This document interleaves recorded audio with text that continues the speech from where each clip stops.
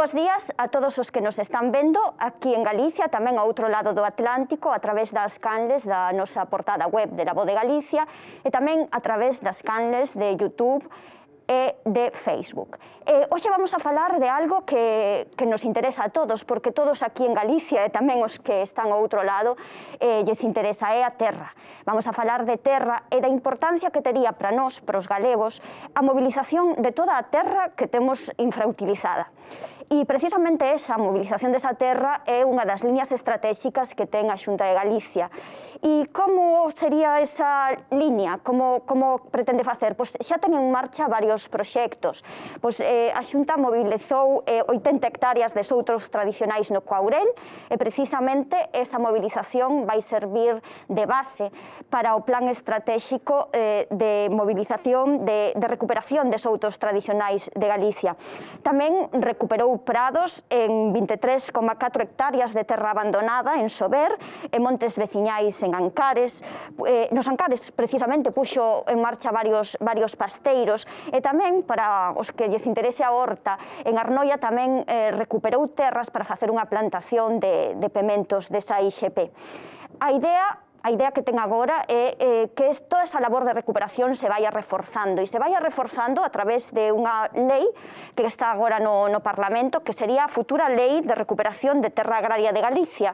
Un texto que, como digo, xa chegou ao Parlamento e que dará natureza legal a moitas fórmulas que xa están funcionando actualmente, como poden ser as aldeas modelo, que xa hai varios exemplos, os polígonos agroforestais, ou as organizacións de xestión conxunta.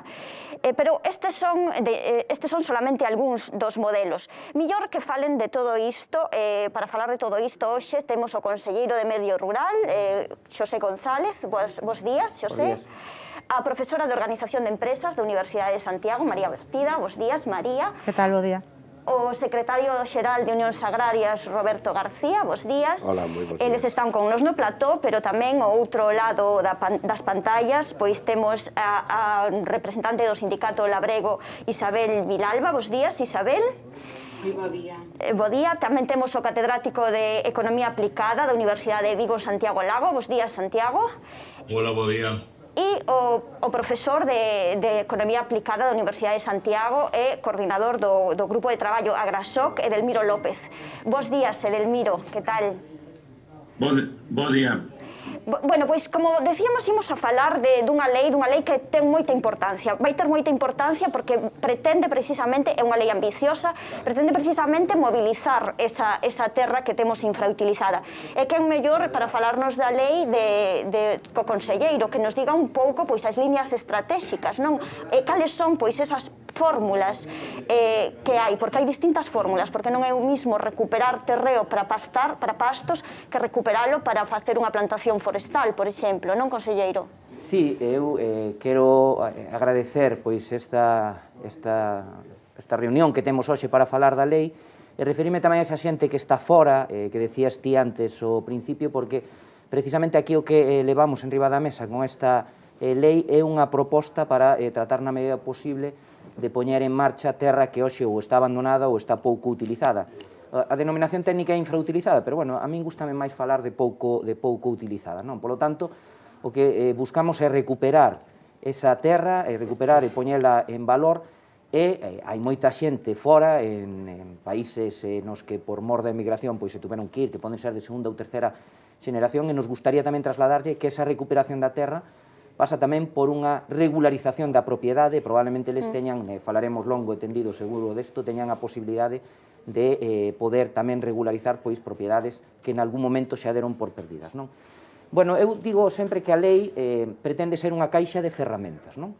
Nós, aquí en Galicia, temos evidentemente unha demanda de base territorial, e saben ben os sindicatos agrarios, as organizacións agrarias, por parte das explotacións xa existentes, pero ao mesmo tempo tamén temos detectado unha baixa mobilización de terra, e hai terra abandonada ou pouco utilizada. Por lo tanto, é certo que hai unha situación da estrutura de propiedade en Galicia que dificulta esa movilización. Eu quero poñer aquí en riba da mesa, sin dar moitos datos, que sendo o 6% do territorio temos o 28% das parcelas que hai en España de rústica e temos ademais o 20% dos titulares catastrais en rústica, é dicir, 2 de cada 3 galegos temos propiedades no rural. Temos como ferramenta principal ata agora as reestruturacións parcelarias ou como se suele conocer as concentracións parcelarias, pero que advertimos é que xunto coas concentracións parcelarias temos que traballar con outros instrumentos. E nesa liña a lei abre a posibilidade, como decías ti tamén na introducción, a outras cuestións, algunhas novidosas en Europa, como poden ser os polígonos agrogandeiros e forestais, as agrupacións de xestión conxunta e as aldeas modelo, que xa estemos vendo o seu funcionamento a través de proxectos piloto. Temos neste momento 3 xa en marcha e 11 que se van a desenvolver ao longo do ano 2021. Eu, simplemente por dar unhas pinceladas no inicio desta charla, eu diría que os polígonos agrogandeiros e forestais, fundamentalmente respetando sempre a propiedade privada e dende a perspectiva dun voluntarismo dos propietarios, o que pretenden son facer reconcentracións, van a facer fincas máis grandes a través de reestruturación. Nesas fincas teremos sempre unha superficie mínima en función do cultivo e, en definitiva, o que lle trasladamos aos propietarios desas terras, que lembremos, na maioría dos casos están abandonadas ou pouco utilizadas, é a posibilidade de obter unha rendibilidade a través da intermediación da Xunta de Galicia, que é a que se encarga de poñer en contacto eses propietarios que poden vender ou arrendar con aqueles que queiran desenvolver a actividade en riba desas terras. Reitero que esa actividade pode ser agrícola, gandeira e forestal, porque esta lei defende, como non pode ser de outro xeito, os 3 usos. A nós nos interesa que haxa os 3 usos tan importantes que ten o rural galego e que ten tan desenvolvido en cuanto a actividade económica. Nas agrupacións de xestión conxunta o que buscamos é que os mismos propietarios pois se poñan de acordo, tamén coa porcentaxe mínima do 70%, para poder desenvolver unha xestión en común das terras que están dentro do perímetro.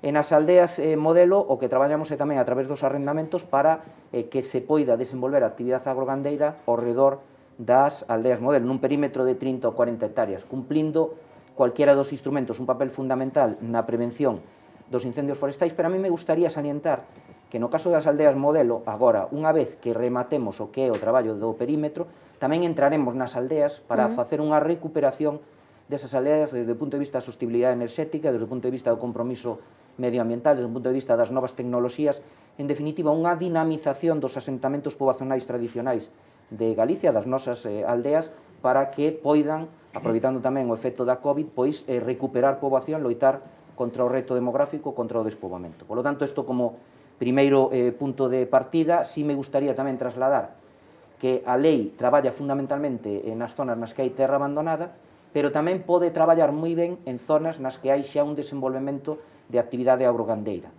Cales son as figuras que poden beneficiar a gandeiros xa establecidos? As permutas de especial interese agrario, que son un tipo de permuta que nos tratamos de favorecer, recollendo esa demanda que hai tamén entre os gandeiros de que se poda ir pola vía de cambios a ordenación da súa propiedade, e os polígonos que poden ser, decía antes, de iniciativa pública, pero tamén de iniciativa privada, é dicir, pode haber un ou varios gandeiros que se agrupen e fagan a reordenación entre eles do xeito similar a unha concentración parcelaria de carácter voluntario.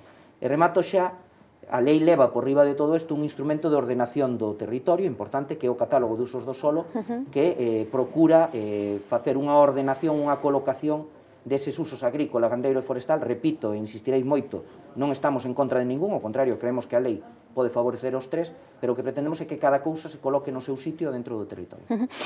María, todas estas fórmulas que acaba de escribir o conselleiro para os gandeiros, tanto para os gandeiros como para os propietarios deses terrenos, supoño que teñen unhas ventaxas económicas, non só o rendemento líquido, digamos, tamén teñen unhas ventaxas al máis longo plazo. Nos podrías falar delas, por favor?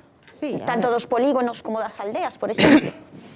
A ver, na miña opinión é verdade que son tantos instrumentos e tantas ferramentas que efectivamente, como ben comentabades antes, necesitaríamos bastante máis tempo para poder falar polo miúdo, non?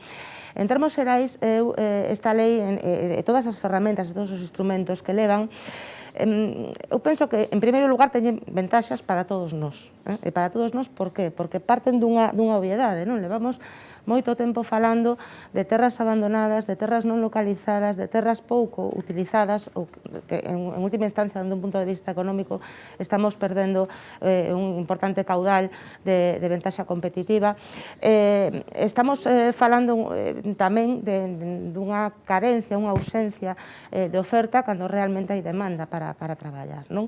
Entón, no momento en que esas dúas cuestións, esa parte de oferta, esa parte de demanda se poñen en contacto, aí saímos ganando todos. Saímos ganando todos tamén porque a min sorprendeume na redacción da lei a cantidade de veces que se fala de sustentabilidade, non? De sostibilidade.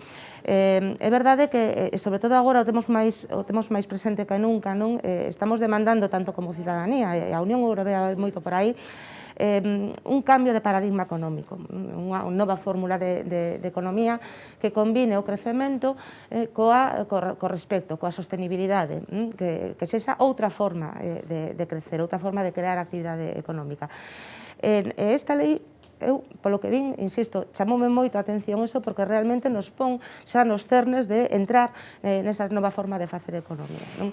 Agora ben, claro, hai ferramentas, hai moitas ferramentas que tratan pois eso, falaba o conselleiro dos polígonos, falaba das aldeas modelo, falaba tamén dos instrumentos de xestión conxunta. Eu os caracterizaría a todos de tres formas, non? En primeiro lugar, proactividade, é dicir, non é unha cuestión reactiva de solucionar problemas, senón que vai moi por diante, poñendo, como estaba dicindo, os cernes para arrancar unha nova forma de facer economía, a voluntariedade, e a flexibilidade. Precisamente esta gama de tipos, esta gama de instrumentos aos que nos podemos acoller dá esa flexibilidade para que todos e cada un de nós podamos atopar un sitio, un oco nesta lei. Obviamente isto ten que ir refrendado nunha serie de atractivos, e aí onde van ese tipo de incentivos dos que vos falabades. Xa non son incentivos indirectos, que tamén os hai, por exemplo, o mero feito de poder cambiar de sistema de vida, de poder volver ao noso rural a vivir con calidade e con un proxecto de vida baseado na actividade económica. Este tipo de incentivos tamén teñen que empezar a pesar nas nosas decisións, pero tamén hai outros moito máis directos, os incentivos nos impostos de transmisións patrimoniais, os actos xurídicos documentarios, no imposto de sucesións. E logo, hai un proxecto tamén de enviar unha solicitud ao Goberno de España en outro tipo de incentivos que non se escapa a ninguén, non están baixo a competencia autonómica, como pode ser o IRPF ou o imposto de sociedades. Pero, insisto, con independencia destes incentivos directos, que cada un dos instrumentos ten os seus, e algúns, como estou a dicir, están en fase de proxecto ou de solicitude, están as garantías nas rendas, as garantías nesa voluntariedade, neses beneficios de algún xeito que poden ter a acollerse a determinados instrumentos, pero tamén as novas tendencias van moi por aí. Temos que empezar a ver outro tipo de ventaxes que van implícitas na lei, nomeadamente poder desenvolver outro tipo de actividade, outro tipo de proxecto vital cun medio de vida, cun mecanismo que se permita garantir un nivel de vida sostible nun entorno non urbano, que é algo ao que aspiramos moitos. María decía que hai demanda de terra, e iso sabes ben ti, Roberto, por exemplo, que hai moita demanda de terra no campo, non?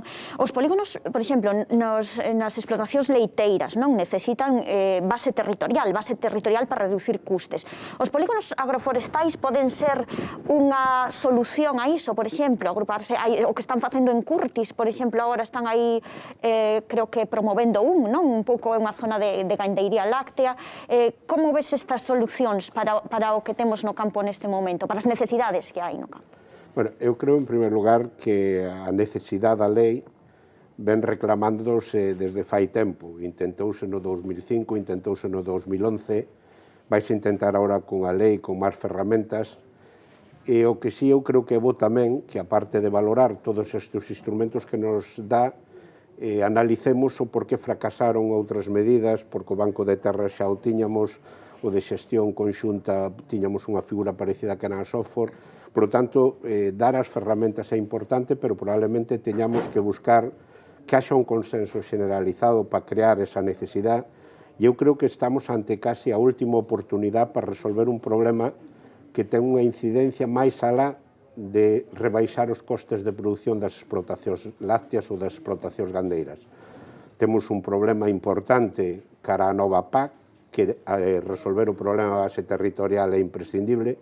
Temos un problema de lumes en Galicia que está moi ligado ao que é o abandono e a falta dun aproveitamento desa terra. E temos algo elemental, as explotacións de leite cada ano en España teñen que importar máis de 3 millóns de toneladas de cereales de alimentos po gando. Eso significaría que podríamos darlle utilidade casi a 570.000 hectáreas máis.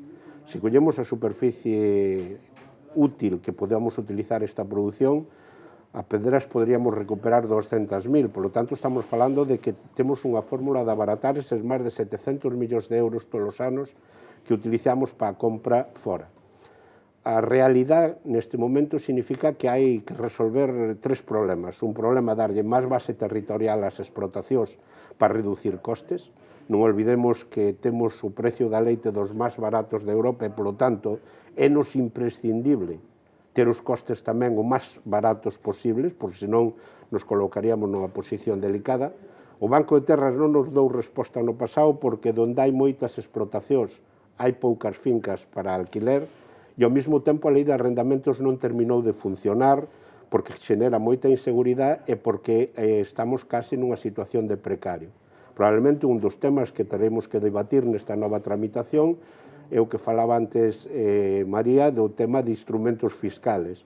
Un dos problemas que nos crea é que hai moitas terras de persoas maiores que se xubilaron, é que se non lle resolvemos que ese arrendamento non lles cotice fiscalmente, se negan a arrendar porque lles ten unhas consecuencias nos complementos de mínimo. Por lo tanto, estas ferramentas sería bo que houbera un consenso político porque é unha ferramenta a medio e a largo plazo e que tuvera tamén unha suficiencia económica para non xenerar novas frustracións porque non temos moito tempo.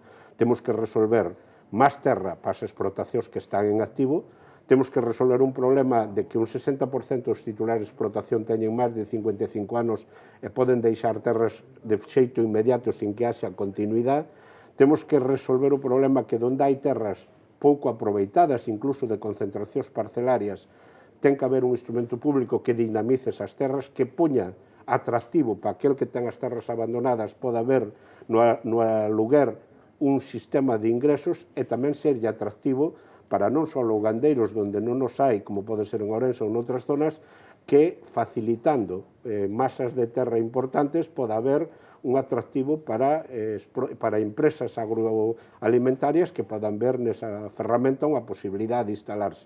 Por tanto, creo que hai ferramentas suficientes para actuar en varios temas. Creo que non pode trasladarse a imaxen que isto ven a sustituir as concentracións parcelarias. Concentracións parcelarias son un instrumento de éxito cando se fan donde hai actividade agrogandeira e fracasaron donde se fan en zonas periurbanas donde non hai actividade agrogandeira e hai outro tipo de intereses e, polo tanto, vai a depender o éxito desta lei, primeiro, dese consenso de que non poñamos zancallés, pero ao mesmo tempo de que non xeneremos expectativas que non teñamos capacidade presupostaria para leválas a cabo.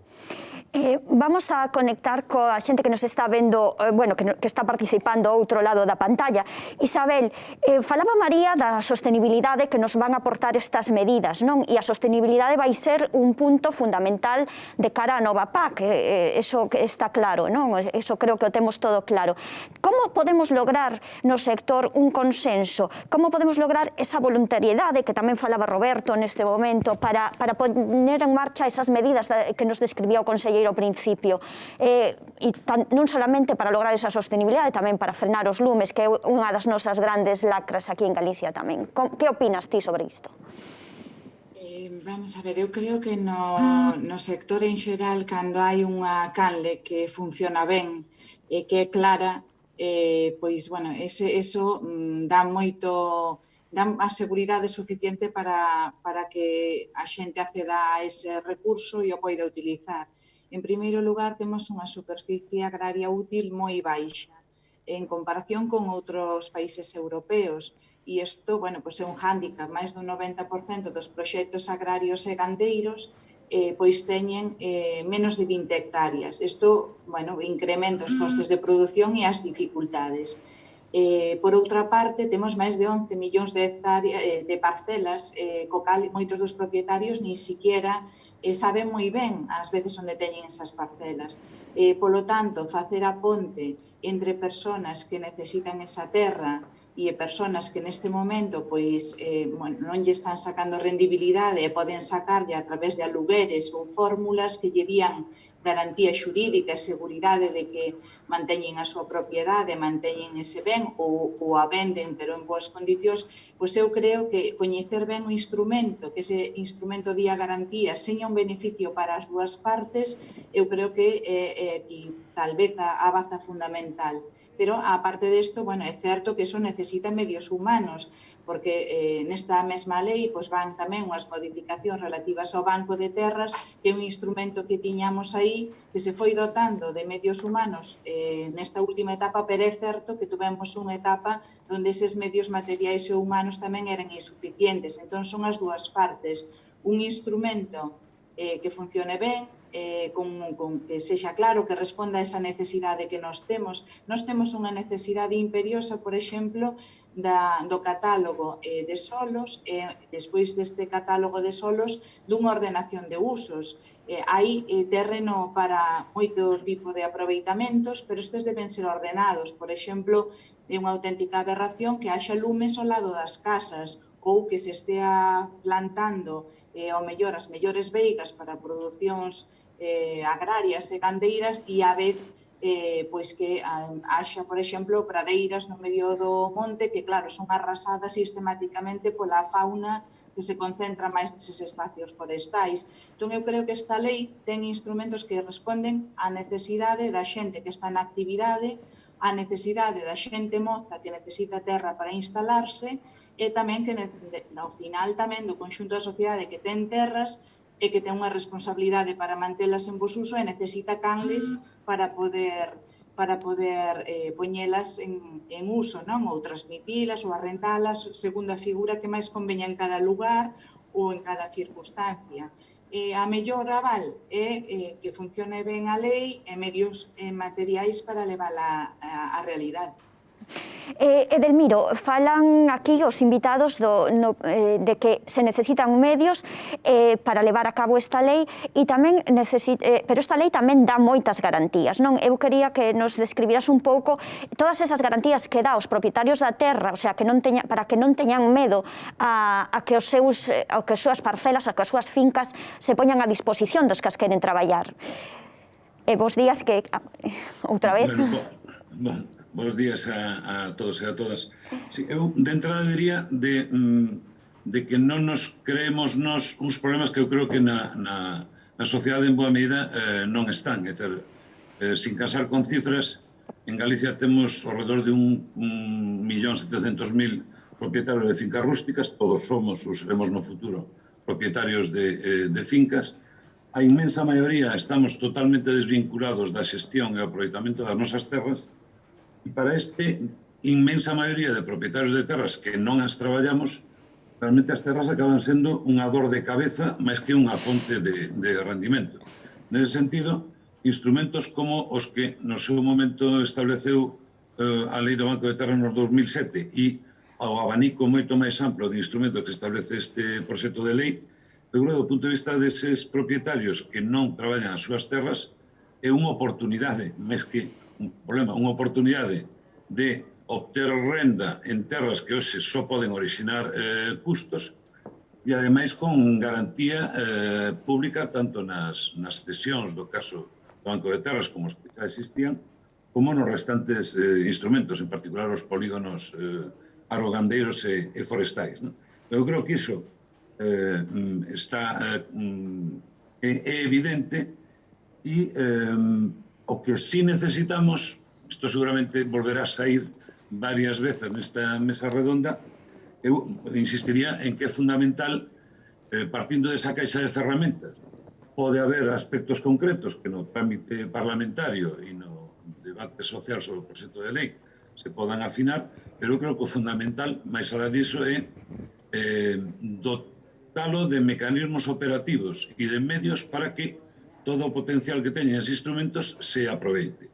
E que canto antes, e neste aspecto poden ser de utilidade proxectos piloto que se están executando, todos podamos percibir de que non é unha teoría que está publicada no DOGA, senón que eses instrumentos están aí e que funcionan ou que poden funcionar. Esa vai ser a mellor publicidade social para poder desfacer posibles reticencias que poderán ter parte dos propietarios. De todos modos, para aqueles propietarios e propietarias que poderán ser máis reticentes a ceder as terras, eu creo que aquí hai un labor de pedagogía social, e é que, como sociedade, non podemos permitirnos ter recursos desaproveitados que ao mesmo tempo xeran un problema, se non é para o propietario, xeran un problema para os veciños e xeran un problema para o conxunto da sociedade, en forma de risco de incendios ou de non poder ampliar a base territorial de explotacións gandeiras.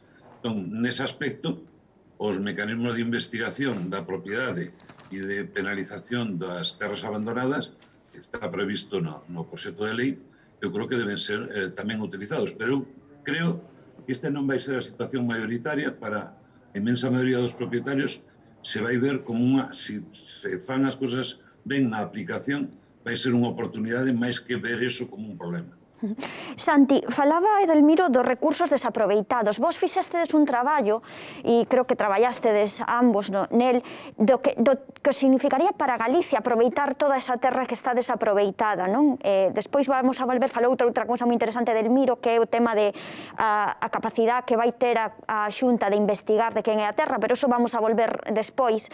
Entón, queríache preguntar un pouco que suporía para o Produto Interior Bruto de Galicia que este potencial que temos aí aletargado despertara? Sí, o primeiro, indicar a superficie da que estamos a falar, porque ás veces a xente non é consciente da dimensión do problema. Falamos de máis de 500.000 de hectáreas, e iso supón a máis da superficie da provincia de Pontevedra. É dicir, temos toda a provincia de Pontevedra, o equivalente á provincia de Pontevedra, abandonada, sendo terras susceptibles de xerar produción, de xerar valor engadido, de xerar valor, emprego. Isto é un disparate desde un punto de vista colectivo, desde un punto de vista social. Non ten ningún sentido que, en fin, ninguén de nós faría iso. Tería ese recursos ociosos sen utilizar e, como ben dicía Edelmiro, xerando problemas como son os lumes. Por lo tanto, o problema de unha magnitud enorme, a min se me pregunta, eu diría que o principal problema, o principal perda de recursos e perda de potencial que temos en Galicia nestes momentos é o que ten que ver coa terra. Que impacto podería ter isto no Produto Interior Bruto, na renda do país? Nos estimamos que no curto prazo estaríamos a falar de máis do 1% do PIB. Estamos a falar do entorno dos 600 millóns de euros. Pero a longo prazo, cando un mira a incidencia que tería eso sobre as cadeas de valor, isto hasta podría chegar a triplicarse. Es decir, estaríamos a falar de casi 2.000 millóns de euros todos os anos que estamos perdendo por ter todas esas terras abandonadas. Por lo tanto, desde un punto de vista social, colectivo, dende logo que estamos ante unha grande oportunidade de Galicia para avanzar de xeito moi significativo no que é a converxencia coa media española en benestar, en capacidade económica, e dende logo, para min, non hai ninguna dúbida que isto tamén tería un efecto sobre a propia orgullo, o propio sentimento como galegos, porque esa recuperación de terras melloraría, dende logo, paisaxe, melloraría a capacidade de Galicia de xerar produtos de calidade a uns prezos moi competitivos. Por lo tanto, sería unha transformación estructural de Galicia moi sanitable que teria un impacto, sen dúbida, no PIB, no emprego, pero tamén na paisaxe, no control dos lumes, etc. Sen nenhuma dúbida, se me pregunta por unha transformación urxente en Galicia, eu diría que é o uso da terra. Bueno, todas estas cousas son super interesantes, esa simbiose que se pode dar, ¿no? En que todos, ainda que vivamos nas cidades, temos un cacho de terra, ¿no? E poñela en valor, poñela ao servicio das que a queren traballar sería volver a esa simbiose de urbano-rural que en realidad en Galicia non existe a separación para o meu xuízo.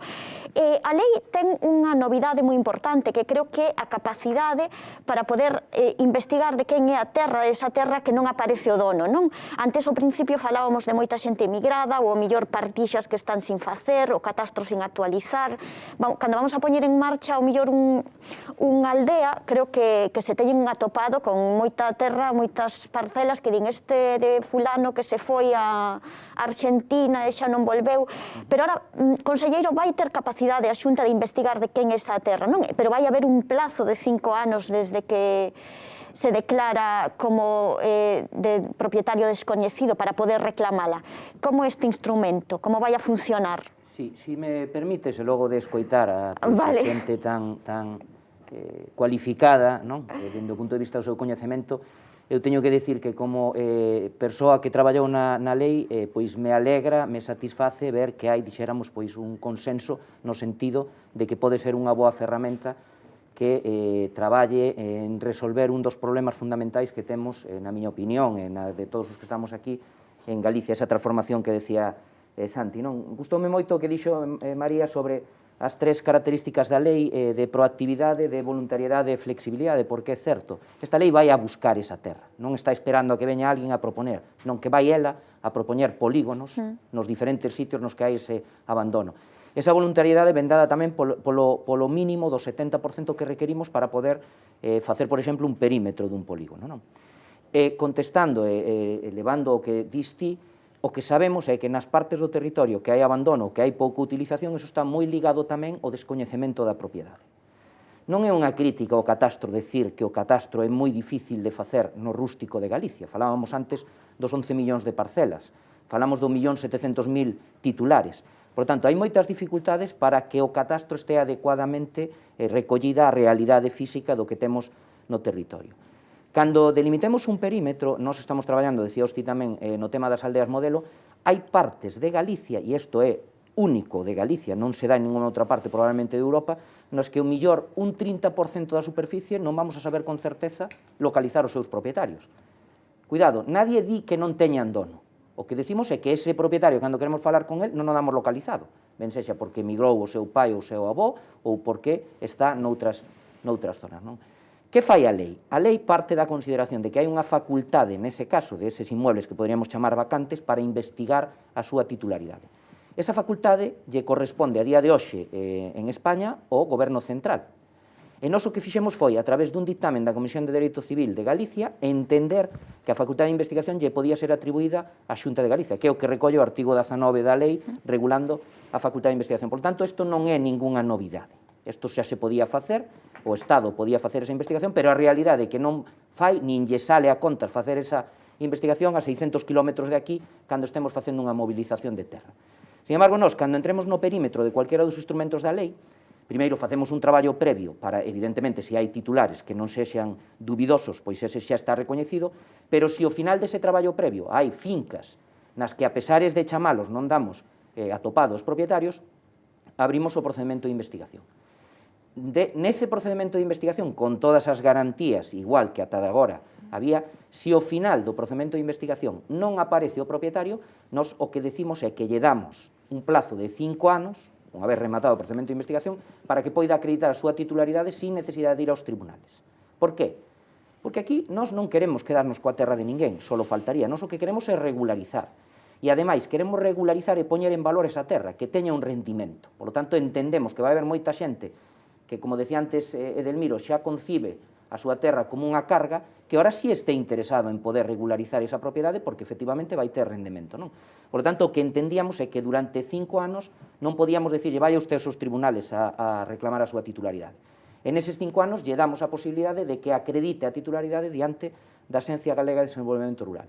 E tamén é importante isto, María, logo dos 5 anos, por suposto, cualquiera poderá seguir acreditando vía os correspondentes, o exercicio das correspondentes accións reguladas no Código Civil esa titularidade. Por lo tanto, isto é unha lei tremendamente garantista cos propietarios e vai máis alá das garantías que hoxe hai para defender precisamente os dereitos dos propietarios. Hai unha cuestión, se me permites, que se falou aquí en conxunto que ten que ver cos medios, e eu quero deixar claro primeiro que xa este ano 2021 hai dotación orzamentaria para a posta en marcha dos proxectos piloto desta lei, porque esta é unha lei longa, pero precisamente para que se poida aplicar dende o primeiro momento, e outra cuestión importante é que lle dá moitísima forza a Axencia Galega de Desenvolvemento Rural, que en canto se aprobe a lei vai ser o obxecto de unha reordenación para dotala precisamente eses medios, tanto materiais como humanos, para poder facer o desenvolvemento desta lei. Nada me gustaría máis a min e a todos os que estamos defendendo a lei, por suposto, que unha das cuestións que levara a ese consenso que tamén decía Roberto e que falábamos todos, estou seguro que todos estaríamos pois moi satisfeitos de que se lograra ou se acadara ese consenso no Parlamento de Galicia, que eso fora ligado a necesidade de dotar de medios económicos o desenvolvemento da lei, porque, como dixo tamén varios dos partícipes nesta mesa, é que non nos queda xa tempo, é que ou nos metemos a recuperar esa terra ou probablemente perdamos xa a oportunidade de facelo ao longo das xeracións que van vir. Isto é unha oportunidade para todos. Bueno, unha cousa que vostede, conselleiro, sempre recalca é que todo isto é voluntario, todos estes instrumentos son voluntarios, e antes María falaba tamén das medidas fiscais, das axudas fiscais que vai haber para xente que se meta a emprender neste tipo de fórmulas. Vai haber uns incentivos, están previstos tamén, non? O que falábamos antes, a lei busca resolver problemas de falta de base territorial de explotacións xa existentes, pero busca tamén crear, atraer xente ao rural, xente que hoxe poida estar pensando no seu proxecto de vida e entender que lle damos as condicións para que poida desenvolver ese proxecto de vida no rural. E tamén, aludindo ao que decía María, claro que se fala de sustentabilidade na lei, porque vai por aí a liña, que ademais nos marca, como decía Roberto, todo o que ten que ver coa próxima PAC. Temos que falar de sustentabilidade. Nós decimos, temos unha oportunidade, eu digo moitas veces, temos unha oportunidade porque podemos facer do abandono ou da pouca utilización unha posibilidade de futuro, recuperando de xeito sustentable.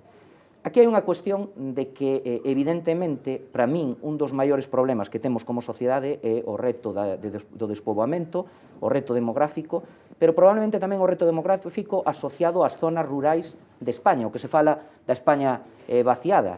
E eu diría, aí é onde temos que, sin ningunha dúbida, facer un esforzo fiscal como sociedade. Nós temos que traballar a prol dunha discriminación fiscal positiva da actividade do sector primario, agrícola, gandeiro e forestal. Esta lei inicia un camiño. Dende logo, o que fai é, nos impostos autonómicos que é competencia da Xunta de Galicia, completar o programa de impostos cero no rural que xa tiñamos establecido. Somos a única comunidade autónoma que ten imposto cero nas transmisións patrimoniais en solo rústico. En todo solo rústico de Galicia non se paga imposto de transmisións patrimoniais. Isto non o hai en ninguna outra parte de España, pero complementamos algunhas das medidas fiscais. Por exemplo, regulamos unha deducción por adquisición de vivenda habitual nas aldeas modelo de Galicia. Recuperamos o que se perdeu no goberno central coa deducción por adquisición de vivenda habitual. E, ademais, leva unha norma de interlocución co Estado, que tamén apuntaba María, porque todos entendemos que aquí a clave son os impostos estatais. O imposto sobre a renda das persoas físicas, o imposto sobre sociedades, o imposto sobre o valor engadido. E aí nós o que lle propoñemos ao Estado é un elenco de medidas que fagan discriminación fiscal positiva a prol, como digo, do sector primario, de agricultores, gandeiros e, neste caso, silvicultores. Fíxese que incluso, engado, a lei regula por primeira vez en España a figura do silvicultor activo, precisamente como un mecanismo para profesionalizar a silvicultura aquí en Galicia. En definitiva, o que trasladamos é a necesidade de impulsar, dende o punto de vista fiscal, o asentamento poboacional no rural galego, por suposto no rural español. Eu doulle algún exemplo. Nos aí pedimos que aqueles que arrenden as súas terras a través do Banco de Terras a xente que a queira mobilizar, pois que non teñan ou teñan unha bonificación nos rendementos do capital inmobiliario, é dicir, que non teñan que tributar no IRPF como consecuencia destes arrendamentos, alo menos ata unha determinada cantidade. Ou se hai vendas, pois que as ganancias patrimoniais tampouco teñan que tributar con algún límite que se estableza. En definitiva, o que procuramos é que, se nos creemos a necesidade en España de recuperar o rural e de loitar así contra o reto demográfico, tamén temos que facer un apoio fiscal para que eso se poida acabar. Antes falaba, creo que era Santiago Lago, dunha cousa que temos que sentirnos orgullosos. Temos que sentirnos orgullosos do noso rural e do que facemos aquí. E iso é fundamental, Roberto, para o relevo xeracional, que é outro dos problemas que temos, tanto para frenar o despoboamento como para dar continuidade ás granxas. Eu dicía antes, na primeira parte, que temos un problema dunha edad moi elevada dos titulares de explotación. É certo que hai en marcha un programa de plans de mellora e de incorporación de mozos que ronda unha media dunhos 400 que se incorporan, pero a realidade é que eses mozos se incorporan a explotacións xa existentes, non a novas explotacións, dai que cada ano vamos tendo menos xente. Temos un problema ligado ca terra, que a media de hectáreas por explotación apenas chega a 17 frente ás 40 que poden ter en Francia ou ás 30 e pico que teñen en Castilla e León. Por lo tanto, o tema da terra é un elemento básico para a viabilidade económica. Pero eu na incorporación de mozos botaría en falta algo máis. O feito de que se incorpore unha persona nova ou ven a unha nova explotación ou ven a unha explotación existente ten que ver cos incentivos que lle poñamos, ten que ver ca facilidade que lle demos de estabilidade para acceder á base territorial que lle permita ter unha explotación viable económicamente, pero ten que ver tamén con algo que trascende ao propio debate no que estamos agora, que é o de servicios públicos do rural. Durante a crise económica houve que facer axustes importantes nos servicios públicos e os que máis lo sufriron nos temas educativos, nos temas sanitarios, nos servicios de atención a maiores, nos centros, na parte cultural, foron as aldeas e o medio rural. Por lo tanto, o xoven ten que aspirar a incorporarse á explotación, ter unha explotación viable económicamente, pero como ciudadano tamén ter uns servicios públicos que non este discriminado. Eu creo que os novos proxectos tractores que se pretenden poñer en marcha cos fondos europeos teñen que corrixir ou van destinados unha parte importante a romper esa brecha digital. E, por lo tanto, como dicía o conselleiro antes, que no medio rural non teñan só a posibilidade de vivir agricultores e gandeiros, que tamén, senón que sea posible vivir no rural e traballar nunha cabeceira da comarca ou vivir no rural e teletraballar. Por lo tanto, a extensión da banda ancha ligado a estes fondos europeos vai ser unha das últimas oportunidades que teñamos para convertir tamén o rural en ciudadanos de primeira. E hai algo que eu creo que nese senso é importante. E non o digo tanto por un problema de partida presupuestaria, como me dicía o conselleiro, senón eu estou convencido que os que temos algunha responsabilidade no rural vamos a facer un esforzo, porque é un dos últimos 3 que temos, para que esos proxectos para moitas zonas de agricultores e gandeiros se poñan en marcha de xeito inmediato. E temos que lograr que os medios humanos e os medios económicos non sean un freno para xenerar esta expectativa que entre todos estamos creando. Si mañá un grupo de gandeiros decide poñer ese 70% de superficie para facer ali un polígono, temos que ter capacidade que de xeito inmediato dá resposta. Ferramentas que, por moi operativas que podan ser, que tarden 15 ou 20 anos en lograr unha mobilidade, como está pasando mellor que as concentracións, terminan fracasando non por o instrumento, senón pola efectividade. Eu creo que aquí en Galicia somos moi dados a mirar como funciona unha cousa para logo sumarse. Eu supoño que nos primeiros días as ADEAs modelo era algo máis utópico e hoxe vai na saber a cola porque ven unha oportunidade de externalizar determinados tipos de costes que se estaban instaurando, como é o de ter limpias as franxas. Todo eso, que xenera unha opinión, eu creo que vai ser unha palanca en positivo. E por eso dicía e insistía que non é un problema só de fiscalidade en xeral, que un xubilado ou pensionista teña a seguridade que o que lle paguen polo alquiler das terras non lle vai a ter unhas consecuencias negativas na súa pensión porque lle impide os complementos de mínimo, é un elemento básico para que ese pensionista, ese jubilado propietario que non traballa as terras, poña en disposición do conxunto. Por lo tanto, temos que pensar en darlle terras que están, en facilitar a ordenación desa terra, sobre todo a de concentración parcelaria, onde o país invertiu cartos, en facela que hoxe moitas delas están aproveitadas nun 25 ou nun 30%. Por lo tanto, nesos casos ten que haber unha intervención para poñer esas terras en funcionamento.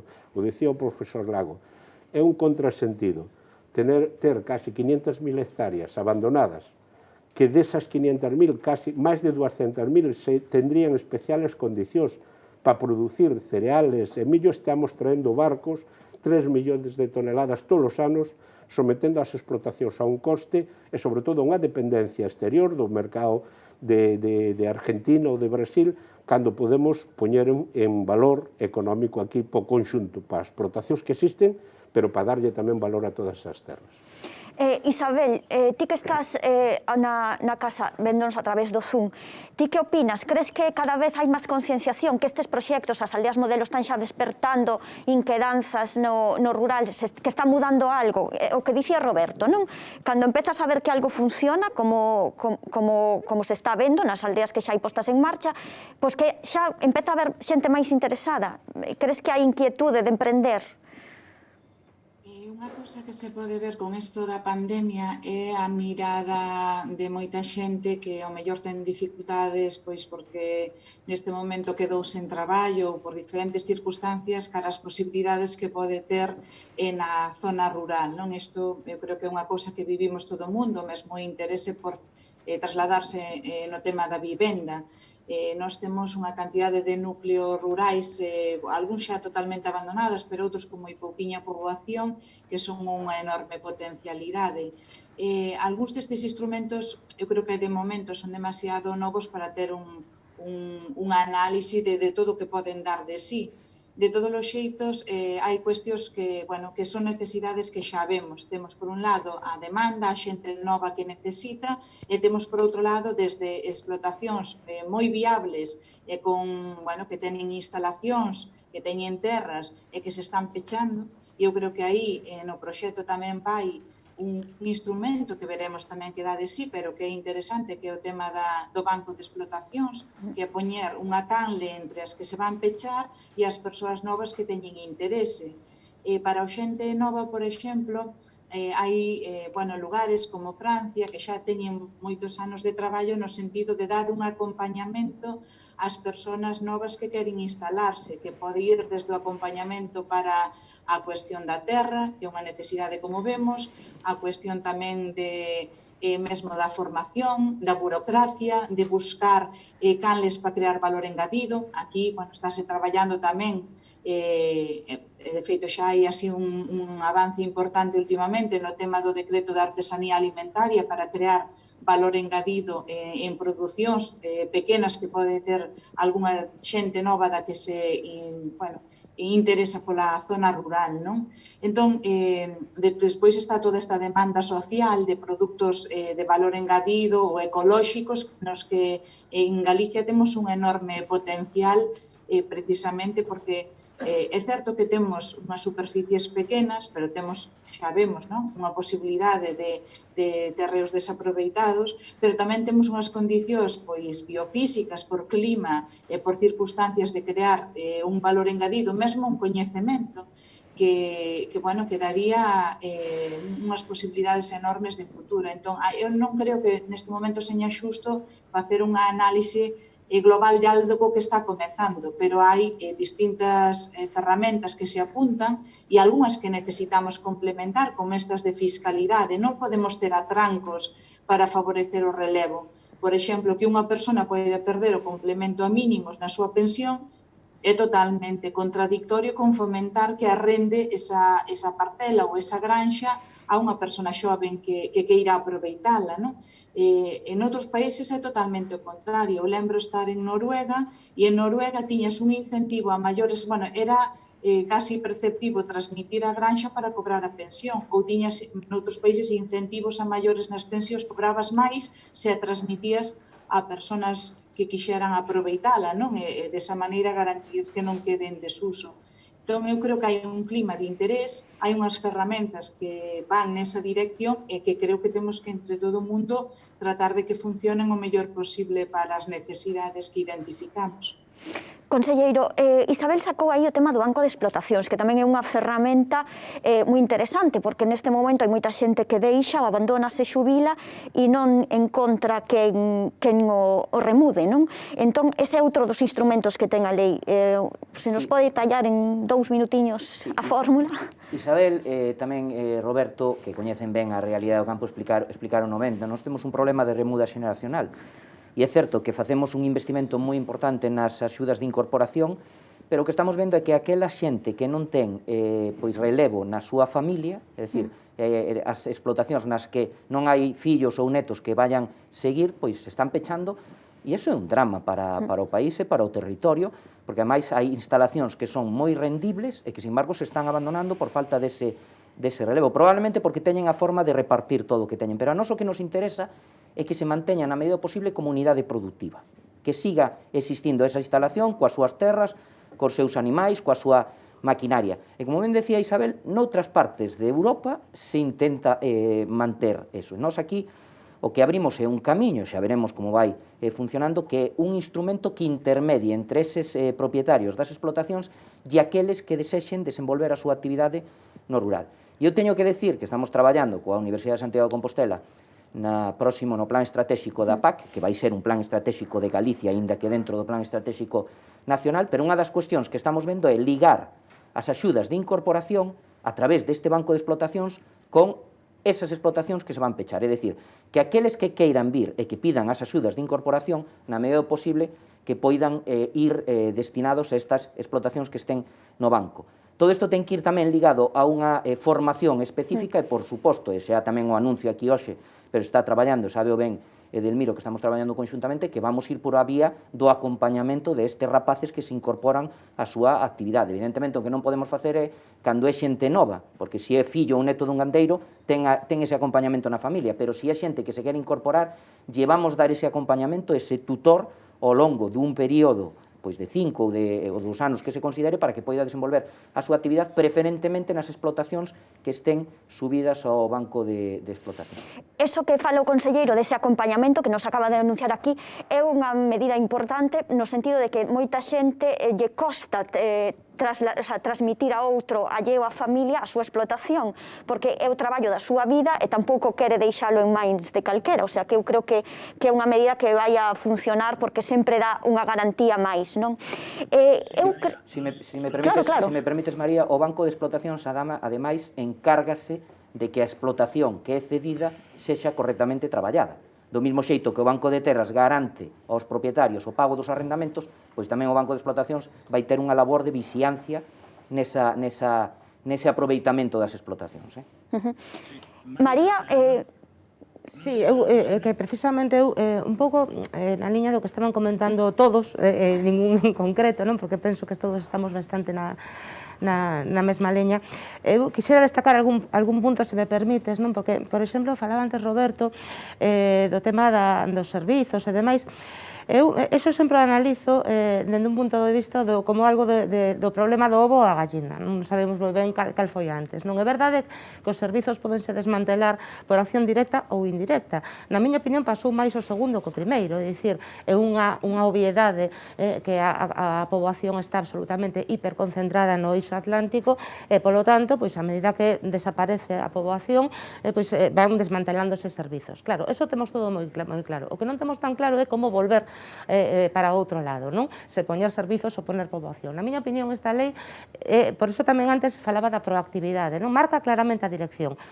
Poñamos actividade económica, poñamos medios de vida, vayamos a poñer poboación e despois imos aos servizos e demais acompañantes que tamén, porque eu despois incidirei no aspecto de transversalidade de alguna destas medidas, non? Falábamos antes tamén, facía referencia ao profesor Lago, nomeadamente ao tema da responsabilidade. Eu, agora que está tan de moda, non, que é tan evidente esta necesidade de responsabilidade social como colectivo, penso que aquí tamén vai algo diso, non? Se analizamos dende o punto de vista estrictamente individual, temos que ter moi presente que temos aí algo que pode ser unha bomba, non? Estamos vendo os incendios, estamos vendo o abandono, estamos vendo a deteriorización, pero, ollo, é que tamén unha grande oportunidade, coa que está caendo, coa que vai caer, necesitamos métodos alternativos, medios alternativos de xerar emprego, de xerar calidade de vida e de xerar medios de vida. Isto é unha oportunidade para todos e cada un de nós, ademais, outro tipo de vida e outro tipo de actividade. Como colectividade, non nos podemos permitir, o dicía antes moi ben o profesor Lago, non podemos permitirnos esa bagaxe, esa cantidade de ventaxa competitiva potencial sin explotar. E iso tamén temos que telo moi presente como sociedade, que temos aí unha inmensa riqueza que non estamos aproveitando, que temos a oportunidade de poñernos como colectividade, como Galicia, a cabeza dunha nova forma de facer economía, dun motor de sector primario que temos que poñer en valor. E como Galicia, e aí eu tiña destacado aquí tamén o tema do Banco de Explotacións, porque é unha das cousas das que menos se fala da lei, pero na miña opinión das máis importantes.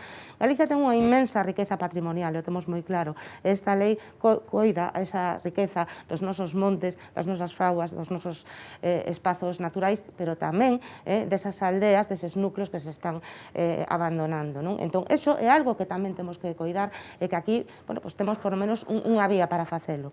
Pero tamén temos unha grande riqueza empresarial, unha grande riqueza productiva, e o Banco de Explotacións vai por aí, non nos desfagamos del, poñamos os cernes para que poida ser aproveitado por novas xeneracións que sempre veñen con outras ideas e con outras formas de facer as cousas, non? E aí tamén vai moito desa transversalidade da que antes falábamos. Evidentemente, isto hai unha serie de instrumentos e unha serie de efectos colaterais, se queremos, esperados, pois, por exemplo, o tema de frear o abandono e de fixar poboación, pero tamén hai aí unha lei de recuperación demográfica que vai complementar, como o mesmo, eu outro día, cando leía o plan de vivenda que se lanzou a semana pasada, tiña moi en mente o tema das aldeas modelo, non? O sea, canto se pode facer xuntando o que temos aquí das aldeas modelo e o que está nese plan de vivenda que se presentou, insisto, a semana pasada. Entón, é verdade, o decía agora mesmo a profesora, hai un conxunto de expectativas,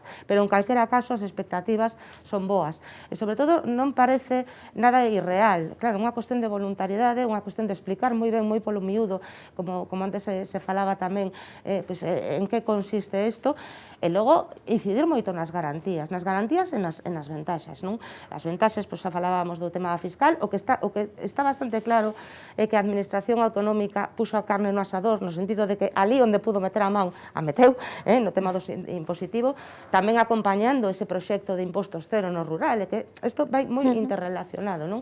Pero tamén hai límites de acaparación para ter a garantía de que isto non vai beneficiar exclusivamente a ninguén ou a ningún grupo de ninguéns. Tamén hai límites a que non podemos facer o que queiramos na nosa paisaxe, hai unha ordeación, por fin, de solo e de usos. É dicir, eu penso que o paquete en conxunto, as expectativas, dende logo, mal non pintan. Se somos capaces de convencer, mellor para todos. Está claro que esta lei toca moitísimos paus, e está claro que o coronavirus e toda esta pandemia deixou claro a importancia básica e fundamental do sector primario, do sector agrario, do sector gandeiro, do sector forestal. Deixou claro que en Galicia temos moito potencial e deixou claro que temos que explotalo dun xeito sostible, como decía María e como decían os invitados, e que podemos xerar moito emprego, moitísimo emprego, e creo que hai futuro, tanto na xeración de emprego non solamente ligada ao que é o sector primario propiamente, o despoboamento e volver a poboar as aldeas, non? Que vaya xente que pode traballar en Santiago e vivir na estrada ou nunha parroquia da estrada. Todo eso creo que a lei, polo que contaron aquí os invitados, pon as sementes, está sementando campo, non? Está sementando campo e irán crecendo distintas especies en estos ámbitos. Entonces, para concluir, porque nos quedan xa 10 minutos escasos, vamos a ver, vou a pasar a cada un dos invitados para ver, hai futuro no rural, necesitamos un consenso con esta lei, estades todos dispostos a remar. Ahora hai un trámite parlamentario no que mellor se pode pulir un pouco ou pulir algo. Roberto, se queres empezar ti un pouco como conclusión, despois perdoade os que estades outro lado da pantalla e que vos paso seguidamente. Roberto. Bueno, eu estou convencido de que nos trámites tanto parlamentarios como extraparlamentarios, nos organismos de consulta, como pode ser o Consello Agrario, etc., pois vamos a poder incorporar modificacións para acelerar máis, acelerar menos, que era un pouco no que diceu. Pero esta lei o que si non admite dúbidas é que é necesaria. É necesaria porque temos que resolver un problema de base territorial pois que estamos en activo. É necesaria para darlle unha solución a aqueles terrenos que están pouco utilizados ou improductivos, e é necesario para darlle unha solución a aqueles propietarios de terreos rurales que neste momento non teñen unha salida económica para eles tal como están. Por lo tanto, eu estou convencido de que vai haber unha necesidade de facer. O rural e a ganadería e a agricultura galega teñen futuro e probablemente temos que resolver un problema básico que é o da terra e temos que resolver o seguinte problema básico que é establecer unha cadena de comercialización que sea o máis xusta posible. Temos que lograr que o que paga o consumidor se reparta de forma xusta entre os eslabóns da cadena para que teñamos unha renta digna, porque o papel que facemos no medio rural non é só producir alimentos de calidad, é xestionar o territorio, é xestionar o medio ambiente, son figuras imprescindibles que non podemos ser mirados como un número de escala. Eu aí non coincido ca reflexión que fai María, que primeiro temos que poñer agricultores e logo darlle servicio. O servicio da educación, o servicio da sanidade, o transporte escolar, o centro de maiores non pode estar suxeto únicamente ao número de agricultores e gandeiros, porque somos imprescindibles e o que necesitamos é que esa xestión que facemos incorpore o maior número de terra posible, porque é un ben para o conxunto da sociedade. Santiago, creo que nos estás escoitando, temos futuro aquí no rural e é un primeiro paso esta lei. Pois sen ninguna dúbida. Eu querería incidir en dúas ideas moi rapidamente. A primeira é que todas as mensaxes que nos están chegando da Comisión Europea sobre cais son as apostas que temos que facer en Europa encaixan como a luva, encaixan perfectamente coas potencialidades de Galicia, non? En isto, o territorio rural é absolutamente fundamental, non? Alimentos de calidade, sustentabilidade, medio ambiente. Por lo tanto, estamos xusto onde moitos en Europa queriren estar. Hai moi pouquiñas rexións europeas que teñan a potencialidade que ten en Galicia. E o segundo é que eu vexo un amplo consenso nestes momentos sobre estas cuestións. E se teño que comparar co ano 2005-2007, cando o bipartito creo que fixo aí o primeiro grande esforzo que se fixo neste país por darlle unha volta a todo isto, vexo que estes 15 anos mudaron moito os consensos, probablemente por relevo xeracional, porque a xente, en fin, pois a xente máis nova é moito máis consciente de todas estas cuestións, ve mellor as oportunidades, ve tamén mellor os riscos, quizáis coa maior formación tamén pois cuestións que teñen que ver cas propiedades, cos alugueres, pois resulta moito máis doadas de entender, pero dende logo vexo que aquel esforzo que se iniciou co bipartito agora está dando por fin os froitos nunha lei que eu creo que vai ser moi importante, pero sobre todo o que é relevante é a aplicación desa lei. É fundamental ter esta lei, isto é unha ferramenta básica, pero logo hai que utilizala ben. Neste senso, pois como ben decía Roberto, pois un ten que ir deseñando, ten que ir buscando os recursos necesarios para poder implementar. A todos os xeitos, eu son optimista e creo que estamos nunha oportunidade histórica para o país de aquí ao ano 2030. Edelmiro, cal é a túa conclusión? Que lle dirías a xente, a esos propietarios que falabas antes de que todos temos algo, para que non nos sexa unha carga, unha pedra na mochila? Sí, eu, dado que a intervención final, eu que quería destacar, pareceme que como algo tarde chegamos e algún tempo perdemos en ter xa aplicado medidas máis intensas nesta dirección, é fundamental, esta vez isto non pode fallar. É necesario que funcione. E, nese sentido, destacaría 3 ideas, para a miña parte, acabar. Primeiro, reiterar algo que comentei antes. É esencial os mecanismos de aplicación da lei. E non me refiro só á dotación de orzamento e tamén de medios humanos e materiais. Non, poño un exemplo. Está previsto a elaboración dun catálogo de solo, é dicir, dunha planificación dunha ordenación de usos do solo. Parece-me que é fundamental que iso se acompañe despois dun plan de control do cumprimento do que establece a ordenación de usos por parte da administración galega, ¿no? Para detectar posibles incumprimentos nesta ordenación de usos e establecer as medidas correctoras correspondentes, ¿no? A segunda idea que eu quería destacar é que para que funcionen efectivamente estes mecanismos e, por exemplo, a demanda de terras que existe se canaliza a través do Banco de Terras outros mecanismos, que a oferta de propietarios que non as traballan se canaliza efectivamente a través deses instrumentos. Eu creo que ademais deses mecanismos de aplicación, é fundamental lograr o maior consenso non só político das organizacións políticas no Parlamento, senón tamén o maior consenso e implicación social.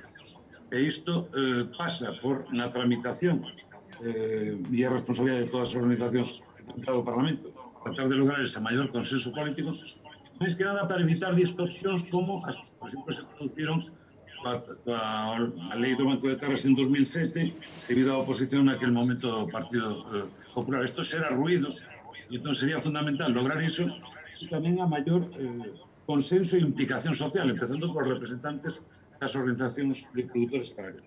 E a terceira idea, e xa concluo, é que temos que ser moi conscientes que isto funciona en función de demanda e oferta de terras que haxan nas distintas zonas. E neste aspecto, a realidade hoxe no medio rural galego é moi diferente. Temos como mínimo 3 Galicias rurais. Unha Galiza con rural activo, onde as principais comarcas gandeiras, onde o problema principal é activar a oferta, porque demanda temos, activar a oferta, limitar o conflito entre distintos usos. Temos un rural abandonado, as zonas de montaña e gran parte da provincia de Ourense, onde o gran reto é como activar novos proxectos que poñen en valor a terra, nese sentido os polígonos agroforestais parecen fundamentais. E finalmente temos un rural urbanizado e forestado, que ten uns colegas de Lugo, as comarcas peruanas, que requiren un tratamento moi específico no que é a ordenación e a movilización da terra. Entón, eu destacaría esas 3 ideas: a aplicación real dos mecanismos previstos na lei, con medios, pero tamén con vontade e valentía, que creo que o actual conselleiro non de falta, lograr o maior consenso, non só político, senón a nivel dos agentes sociais implicados, e atender a diversidade do medio rural galego. Isabel, a túa conclusión.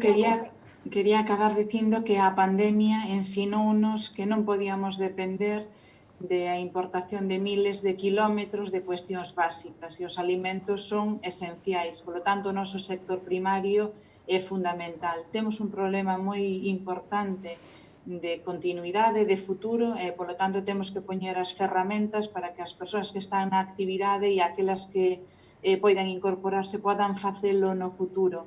A terra temos que cuidar tamén moito que teña a función social que debe ter, porque é importante para a sociedade no seu conxunto, e nese sentido tamén temos que ser cuidadosos en que non se dea a especulación ou cuidar dunha maneira moi profunda que non poida haber acaparamento de terras ou que queden excluídos precisamente ao mellor os xóvenes, que son os que cando se incorporan tenen ao mellor menos recursos económicos para acceder á terra. Isto tamén é unha cuestión que temos un desafío que temos aí.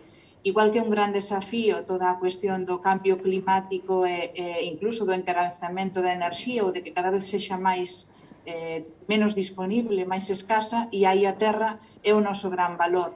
Entón, poñamos en valor precisamente esta terra que temos, conservemos a súa función social e faigamos todo o que estea nas nosas mans para que o sector primario, para iso necesitan ter medios de vida dignos, servicios e todo o que aquí se dixo, poida seguir sendo un dos motores básicos da nosa sociedade.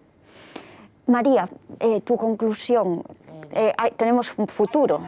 Sí, o primeiro unha autoemenda se fai falla, eu dicía exactamente o mesmo, eu falei de acompanamento, falei de transversalidade, eu falo de que hai que xerar mecanismos e medios de vida para levar poboación e, por suposto, acompañala con servicios, eso que dicen, se non se me entendeu ben ou se non me expliquei eu ben, que é o máis probable, non?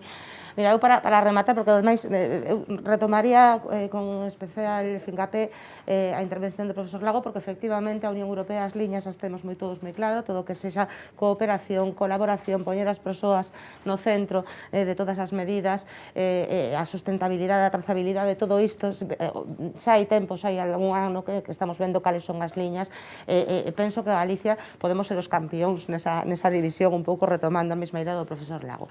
Isto como vai do que vai, eu vou rematar con unha idea moi simple, non?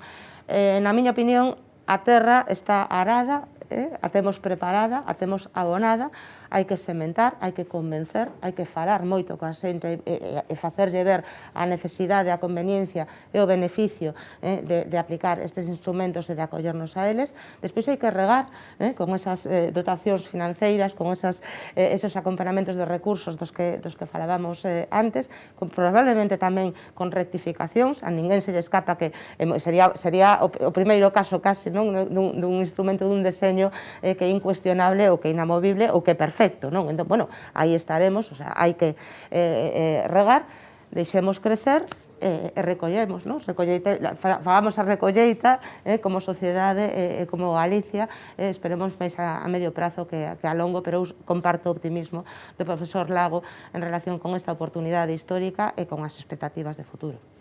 Conselleiro, podríamos estar aquí falando horas e horas e horas, pero a mí me están aquí dicindo que temos que concluir, entón quería que nos dixera as ideas forza, non? Un pouco a mensaxe, sobre todo para toda esa xente que nos está escoitando, non? Decíamos todos e coincidimos que hai que facer moita labor pedagóxica tamén, hai que sembrar moito nesa terra arada. Eu, antes de nada, quero agradecer dende logo a intervención de todos os que estuveron aquí. A pregunta de se hai futuro no rural, pois con xente como a que estamos hoxe aquí falando, que é un conxunto moi representativo do que supón o rural, sin dúbida hai futuro. Eu penso que o que me coñece a min e o meu equipo sabe que nós buscamos consensos, buscamos acordos. Abrimos agora unha tramitación parlamentaria, mañá mismo é a toma en consideración da lei, na que, dende logo, queremos que se fagan aportacións para mellorar, afinar, enriquecer a lei. Eu quero trasladar tamén que esta lei foi inmediatamente, logo de presentarse, explicada ás organizacións agrarias, pero tamén ao resto dos grupos parlamentarios, e hai unha vocación sinceira de mellorala a través da tramitación parlamentaria.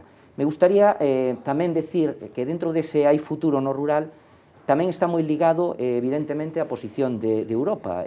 Todas as estrategias que salen do New Green Deal van marcadas neste camiño que nos estamos dicindo. Europa entende que non pode haber terra agraria de extraordinaria calidade como é a galega abandonada e, polo tanto, hai que facer unha aposta por este tema. No caso das aldeas modelo, e eu recollendo tamén o que se trasladaba, o que está dicindo tamén Europa no programa de Smart Vilas é precisamente que hai que facer recuperación da actividade económica como paso previo ao desenvolvemento tamén das aldeas. Pero eu quero destacar que Galicia ten un asentamento poboacional, esa dispersión poboacional precisamente nos pode beneficiar nesa liña que trae consigo Europa. E por último, a pandemia viu reflectir, como dixo tamén Isabel, pois a necesidade de un sector primario potente. Por lo tanto, é como unha conxunción neste momento para o rural galego que podamos aproveitar tamén esta lei para facer ese desenvolvemento do rural. E eu quero tamén trasladar e anunciar hoxe aquí que un dos proxectos tractores que está defendendo a Xunta para os fondos Next Generation vai precisamente da procura de fondos europeos para a implantación dos mecanismos desta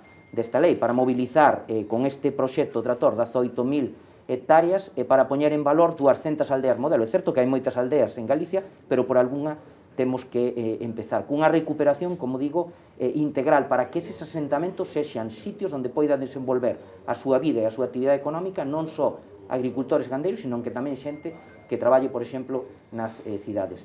Eu remato xa trasladando que eu son un convencido dende fai moitos anos da potencia do rural galego, síntome moi orgulloso de estar neste proxecto, de ser un dos que impulsou esta lei que pretende precisamente devolverlle a esa terra tan extraordinaria que temos a súa forza, a súa fortaleza que tuvo durante moitos anos. Se me preguntas a quen yo debemos, lle debemos aos nosos antergos, lle debemos a xente que algún día cun cachupo de 40 metros cuadrados lle daba de comer a unha familia inteira.